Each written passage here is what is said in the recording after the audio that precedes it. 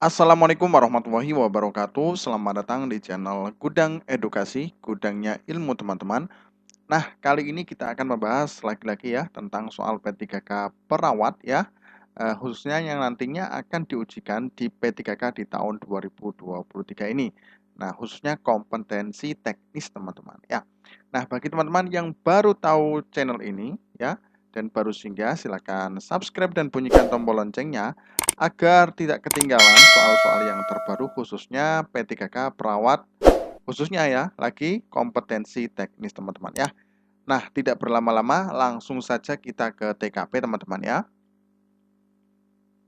Nah, ini untuk soal yang pertama, yaitu adalah seorang perempuan usia 39 tahun, hamil 32 minggu, datang ke Poliklinik KIA untuk memeriksakan kehamilan.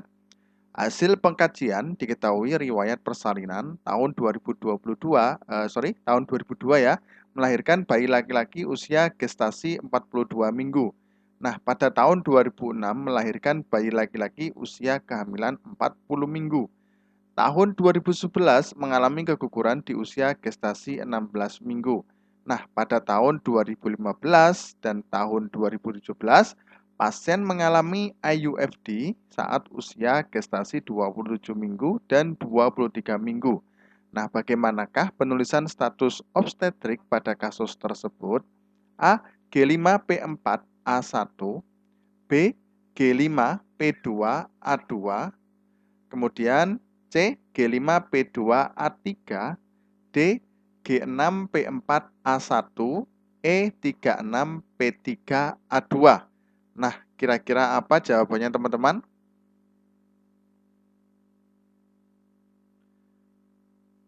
Oke, jawabannya apa teman-teman? Jawabannya adalah D teman-teman ya, yaitu adalah G6 ya, G6P4A1 teman-teman ya. Oke, sebelum kita ulas untuk di soalnya, teman-teman, kita akan membahas dulu tentang apa G, kemudian P, dan A, teman-teman, ya. Kita jabarkan dulu, teman-teman, ya. Untuk G, yaitu adalah gravida. Nah, biar teman-teman juga ingat-ingat ya, teman-teman, ya, sambil belajar juga. Nah, jadi barangkali teman-teman yang lama-lama ya, jadi agak-agak lupa ya teman-teman ya. Kemudian gravida ini adalah jumlah kehamilan ya yang diikuti kehamilan saat ini juga teman-teman ya. Jadi kehamilan yang dilakukan juga pada saat ini juga. Kemudian P ya, yaitu adalah para atau partus ya. Nah, jumlah kehamilan yang diakhiri dengan kelahiran teman-teman ya. Partus. Kemudian A yaitu adalah abortus. Nah, abortus teman-teman ya. Jadi jumlah kelahiran yang diakhiri dengan aborsi spontan ya, kurang dari 20 minggu biasanya. Nah, sebenarnya ada lagi satu lagi teman-teman, yaitu adalah H, hidup. Nah, hidup ini jumlah anak yang hidup.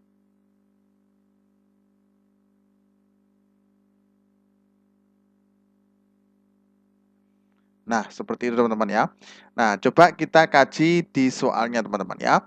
Nah, jadi di sini seorang perempuan usia 39 tahun, hamil 32 minggu ya, datang ke Poliklinik KIA untuk memeriksakan kehamilan. Nah, yang kita cari adalah G-nya dulu teman-teman ya, gravida. Nah, gravida ini adalah jumlah kelahiran yang diikuti kehamilan saat ini juga. Berarti otomatis, nah ini hamil ya, 32 minggu, berarti berapa? 1 ya. Kita tulis di sini. Kemudian hasil pengkajian diketahui riwayat persalinan. Nah, ini riwayat persalinan ya teman-teman ya. Tahun 2002 maksudnya ya, melahirkan bayi laki-laki, berarti 2 ya teman-teman ya. Nah, kemudian pada tahun 2006 melahirkan bayi laki-laki. Nah, 3 ya teman-teman ya. 3.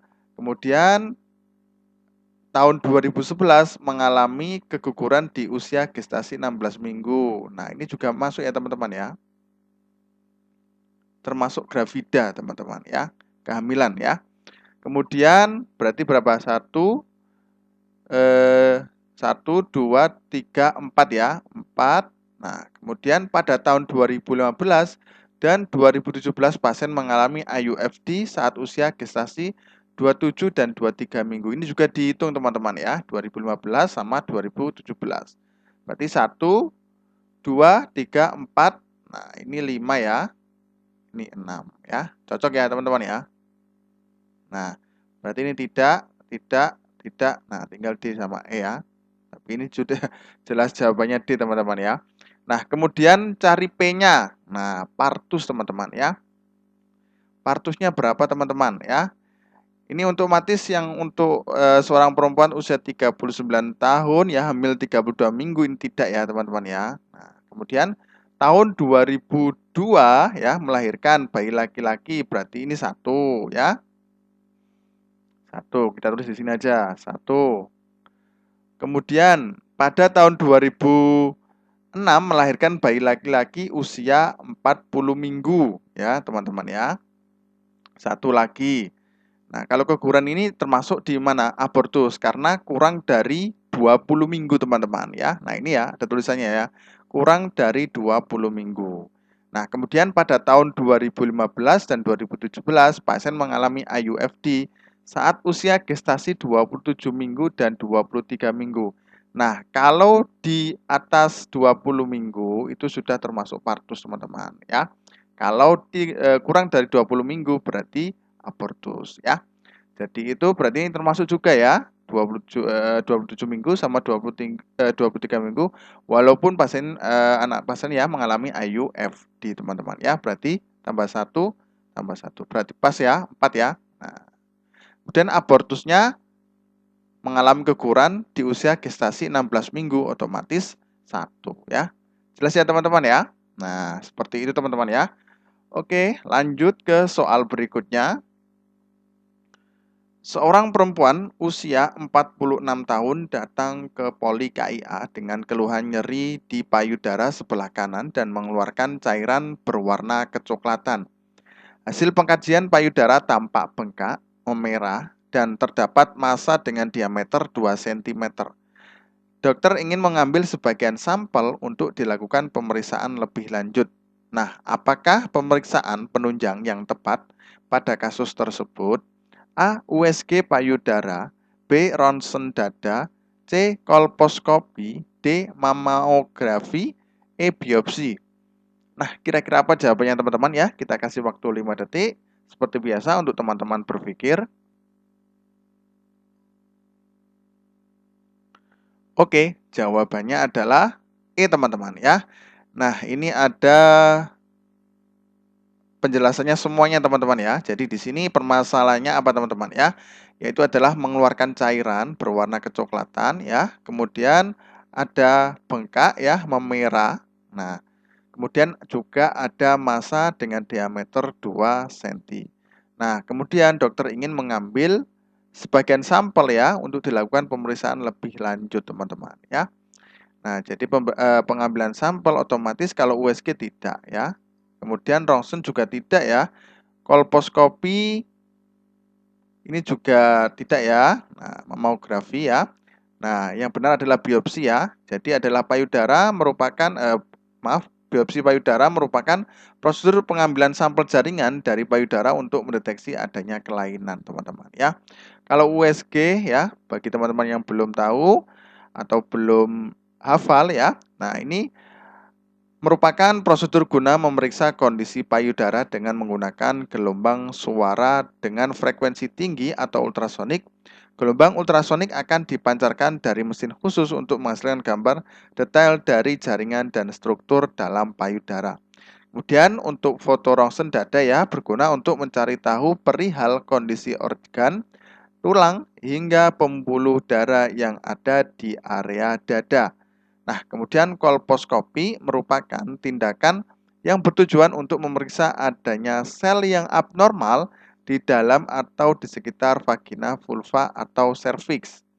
Kemudian mamografi untuk memeriksa dan mendeteksi berbagai bentuk kelainan pada payudara seperti kanker payudara, tumor jinak payudara, kista payudara, atau penumpukan kalsium atau klasifikasi di jaringan payudara, teman-teman ya.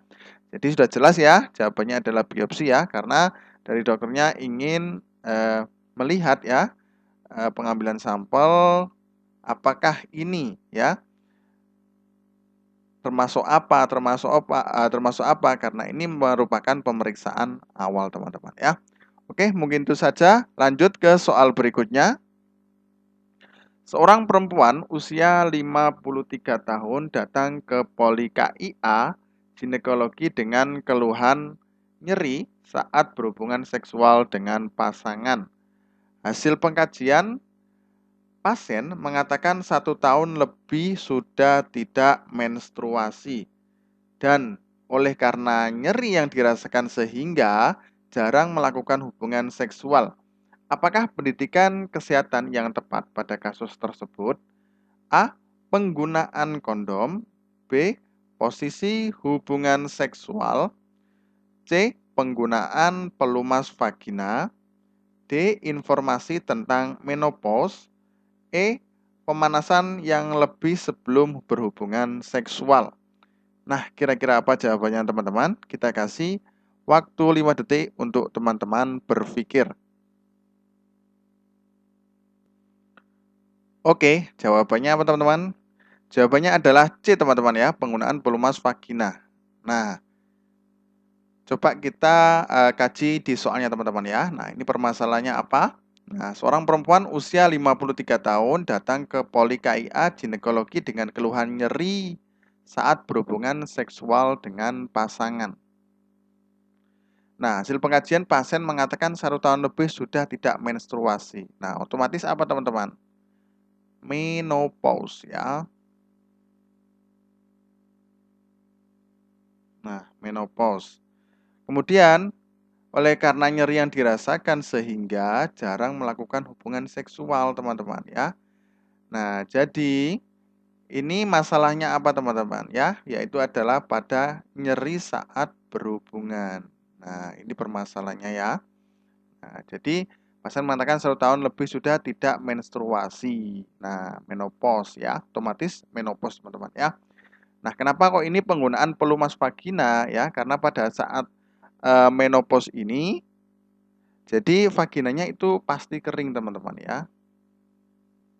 Karena penurunan hormon estrogen, teman-teman ya. Jadinya kering, teman-teman ya. Kemudian ada perubahan banyak ya, seperti gairah seksual, kemudian sulit tidur, masalah saluran kemih ya, suasana hati dan perubahan pada kulit dan rambut, teman-teman ya. Nah, biasanya itu yang paling menonjol adalah vaginanya kering, teman-teman ya. Nah, makanya sesuai dengan permasalahan yaitu adalah nyeri saat berhubungan seksual dengan pasangan karena memang kering, jadi memberikan penggunaan pelumas vagina, teman-teman ya.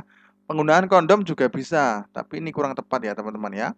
Dan posisi berhubungan seksual ini tidak termasuk ya, karena di sini sudah terdeteksi menopause, teman-teman ya. Informasi tentang menopause juga bisa, tapi di sini lebih aktual data-datanya adalah karena nyeri saat berhubungan seksual dengan pasangan ya, untuk keluhannya. Kemudian pemanasan yang lebih sebelum berhubungan seksual ini juga bisa. Tapi kalau menopause itu otomatis sudah pasti kering ya, teman-teman ya. Karena penurunan hormon estrogen, teman-teman ya. Nah, seperti itu ya. Oke, lanjut ke soal berikutnya. Seorang perempuan usia 32 tahun berada di ruang bersalin memasuki kala 3. Pasien sudah diberikan injeksi oksitosin. Setelah pulpasi tali pusat berhenti berdenyut, kemudian frekuensi nadi 90 kali per menit, frekuensi nafas 22 kali per menit, dan suhu 37 derajat Celcius. Apakah intervensi keperawatan yang tepat pada kasus tersebut? A. Lakukan IMD. B. Monitor perdalahan. Lakukan massage uterus. D. Kolaborasi pemberian cairan infus. Kemudian lakukan peregangan tali pusat terkendali. Nah, kira-kira apa jawabannya, teman-teman?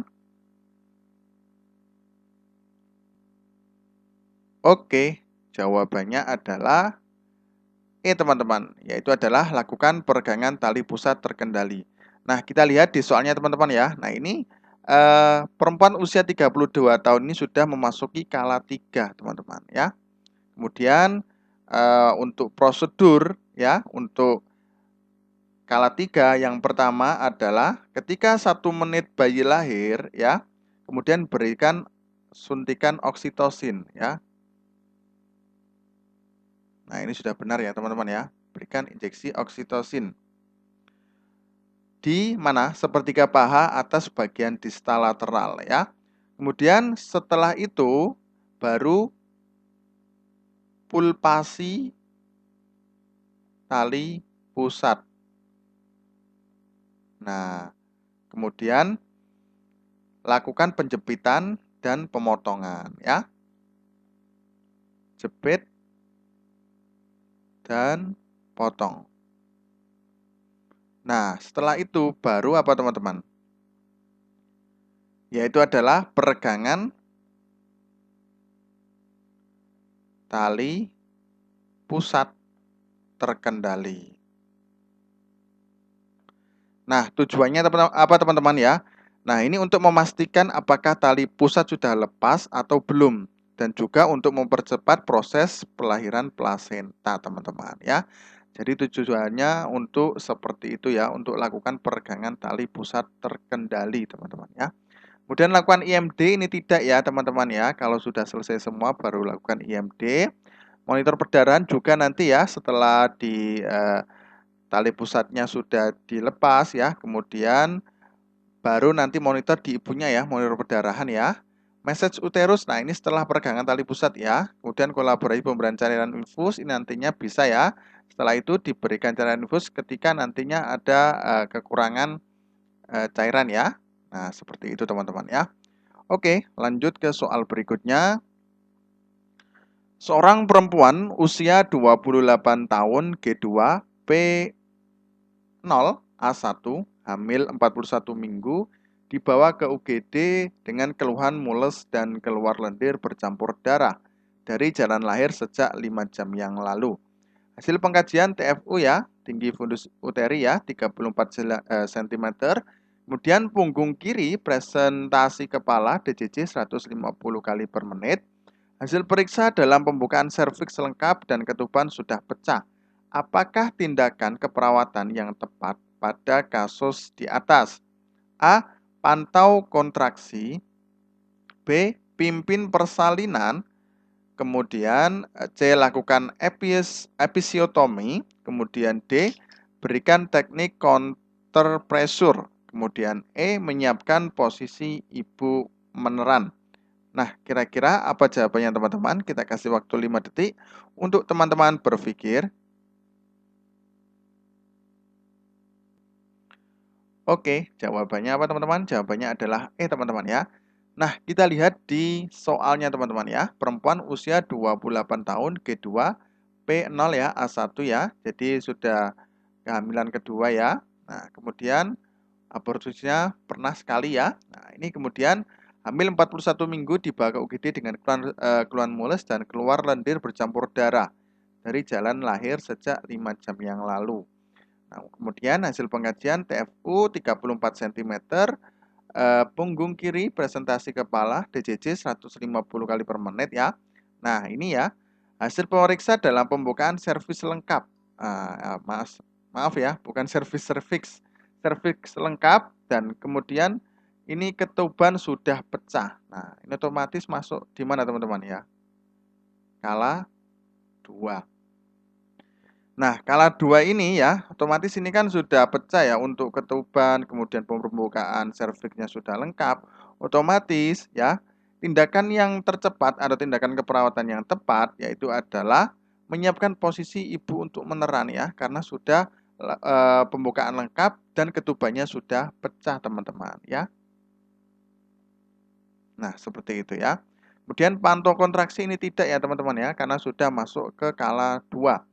Kemudian pimpin persalinan ini setelah ya, setelah menyiapkan posisi ibu untuk meneran, pimpin persalinan ya. lakukan episiotomi. Nah, lakukan episiotomi ini nanti ketika bayi besar, sungsang. Nah, atau susah ya, susah untuk keluar intinya. Kemudian berikan teknik counter pressure. Nah, kalau counter pressure ini sejenis pijatan ya teman-teman ya, untuk mengurangi nyeri pada saat kontraksi.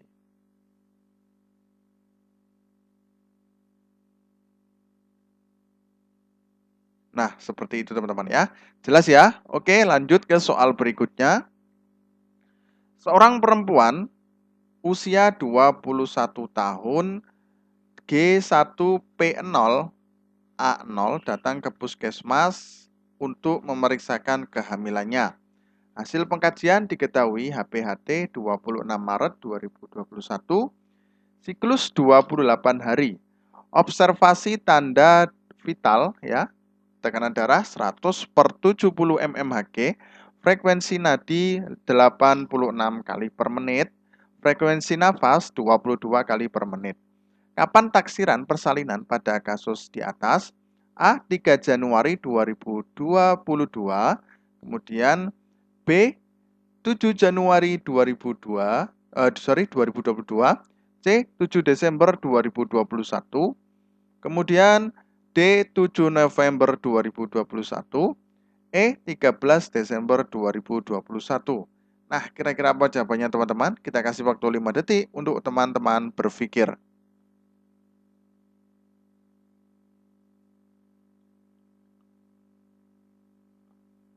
Oke, jawabannya adalah A teman-teman ya. Nah, sebelum ke soalnya, ini ada perhitungan ya. Mungkin teman-teman yang pintar ya, mungkin sudah hafal teman-teman ya. Nah, untuk Januari sampai Maret, ini rumusnya teman-teman ya. Plus 7 ya, plus 9, plus 0. Nah, ini untuk hari, bulan, tahun. Kemudian April ya, April berarti sampai Desember. Ini plus 7 ya, sama. Min 3 plus 1. Nah, coba kita lihat di soalnya teman-teman ya. Ini harus hafal teman-teman ya. Jadi nanti ketika di P3K ada soal seperti ini, langsung ingat. Nah, ya. Seorang perempuan usia 21 tahun ya, G1P0 A0 datang ke puskesmas untuk memeriksakan kehamilannya ya. Hasil pengkajian diketahui HPHT ya. Nah, ini dihitung memang hari pertama terakhir ya. Nah, 26 Maret 2021. Nah, ini langsung saja teman-teman ya. Nah, ini kan berarti 26 ya. 26, ini 3, 2021. Nah, ini termasuk berarti Maret ya. Berarti otomatis yang kita pakai adalah ini teman-teman ya. Bukan yang ini ya. Nah, berarti plus 7, plus 9, ini plus 0 ya. Nah, ini kan 26 tambah 7 berarti kan berapa teman-teman? 33. Nah, ini kan 12 ya. Ini otomatis tetap 2021 teman-teman. Nah, ini 33 kan nggak ada teman-teman ya. Nah, otomatis berarti kan selanjutnya ya. Berarti kan untuk penanggalan biasanya kan ada yang 30 ya. Nah, ini otomatis 3 aja di sini. Nah, di sini ini kan 12 ya. Ini kan sudah lebih, berarti otomatis ini bulan 1 teman-teman ya. Nah, ini otomatis mengikuti 2022 teman-teman ya. Nah, karena di sini 26 ditambah 7 otomatis 33. Nah, di sini kan nggak ada teman-teman ya. Nah, untuk 33 otomatis maju langsung ke Januari teman-teman ya. Karena di sini otomatis bulan 12. Nah, ini kan 3 ya. Lebihnya teman-teman ya. Ini kan Desember ya. 30 tambah 3 berarti kan ini 3 Januari. Nah, ini otomatis mengikuti 2022. 22 teman-teman ya. Nah, seperti itu teman-teman ya. Oke, lanjut ke soal berikutnya. Seorang perempuan usia 34 tahun datang ke puskesmas untuk konsultasi ingin mengatur jarak kelahiran anak. Hasil pengkajian pasien memiliki 3 orang anak yang berusia 5 tahun, 3 tahun, dan 1 tahun. Observasi tanda-tanda vital 120/70 mmHg, frekuensi nadi 82 kali per menit. Pasien mengaku memiliki riwayat penyakit gula sejak 3 tahun terakhir. Gula darah pasien adalah 320 ya. Kemudian apakah metode kontrasepsi yang tepat digunakan untuk pasien tersebut? A. Pil, B. MOW, C. Suntik, D. Implan, E. Intrauterine device. Nah, kira-kira apa jawabannya teman-teman?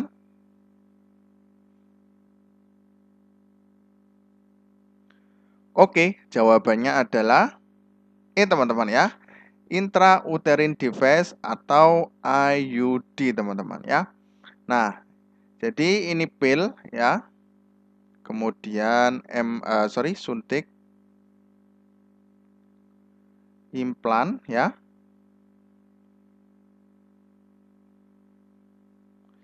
Ini tidak direkomendasikan untuk pasien yang mempunyai penyakit gula darah tinggi ya. Kemudian obesitas. Nah, itu tidak disarankan teman-teman ya. Jadi DM, hipertensi ya, HT, kemudian obesitas. Kemudian MOW. Nah, MOW ini untuk yang tidak ingin mempunyai anak lagi. Nah, coba kita lihat di soalnya teman-teman ya. Nah, ini seorang perempuan usia 34 tahun datang ke puskesmas untuk konsultasi ingin mengatur jarak kelahiran anak. Berarti otomatis MO tidak ya. Nah, hasil pengajian pasien memiliki 3 orang anak yang berusia 5 tahun, 3 tahun, dan 1 tahun. Nah, kemudian pasien mengaku memiliki riwayat penyakit gula. Nah, sejak 3 tahun terakhir, gula darah pasien adalah 320 gram teman-teman ya. Jadi otomatis adalah yang paling aman adalah IUD ya. Karena pil, suntik, implan ini tidak boleh untuk DM ya, HT, dan obesitas. Nah, kalau MOW ini otomatis untuk yang tidak ingin mempunyai anak lagi teman-teman ya. Jadi jawaban yang tepat adalah E teman-teman ya. Intrauterine device ya, atau IUD teman-teman ya. Oke, lanjut ke soal berikutnya. Seorang perempuan usia 30 tahun G1P0A0 dibawa ke UGD dengan keluhan mules-mules dan keluar lendir bercampur darah dari jalan lahir. Hasil pengkajian TFU 35 cm, presentasi kepala, ketuban masih utuh, pembukaan serviks 8, HIS 4 kali per 10 per menit ya, dengan kekuatan 42 detik. Observasi tanda vital, tekanan darah 100/70 mmHg, frekuensi nadi 90 kali per menit, frekuensi nafas 22 kali per menit. Apakah fase yang sedang dialami pasien dalam kasus tersebut? A. Fase laten, B. Fase aktif, C. Fase akselerasi, D. Fase deselerasi, E. Fase dilatasi maksimal. Nah, kira-kira apa jawabannya teman-teman?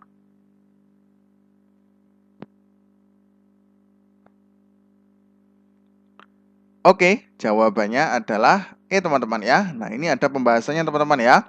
Nah, kata kunci dalam kasus tersebut adalah pembukaan serviks atau HIS 4 kali 10 menit ya, dengan kekuatan 42 detik ini sehingga masuk dalam fase dilatasi maksimal teman-teman ya. Nah,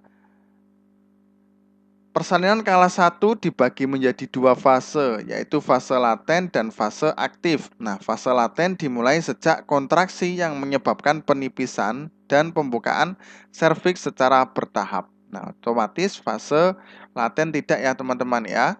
Nah, karena di sini sudah kata kuncinya adalah pembukaan serviks 8 ya, HIS 4 kali 10 per menit dengan kekuatan 42 per detik, ini termasuk dilatasi maksimal ya. Kemudian fase aktif ya, frekuensi dan lama kontraksi uterus umumnya meningkat. Dianggap adekuat jika kontraksi terjadi 3 kali atau lebih dalam waktu 10 menit dan berlangsung selama lebih dari 40 detik fase aktif. Nah, kemudian fase aktif dapat dibedakan menjadi 3 fase, yaitu akselerasi ya, pembukaan dari 3 cm menjadi 4 cm yang membutuhkan waktu 2 jam. Nah, ini untuk akselerasi teman-teman ya. Kemudian deselerasi ya. Nah, deselerasi pembukaan menjadi lambat dari 9 cm menjadi pembukaan lengkap dalam waktu 2 jam. Nah, ini berarti 9 cm ke lengkap. Nah, kemudian akselerasi itu 3 sampai 4 cm dalam 2 jam ya. Berarti sudah jelas ya, otomatis fasenya adalah fase dilatasi maksimal teman-teman ya. Oke.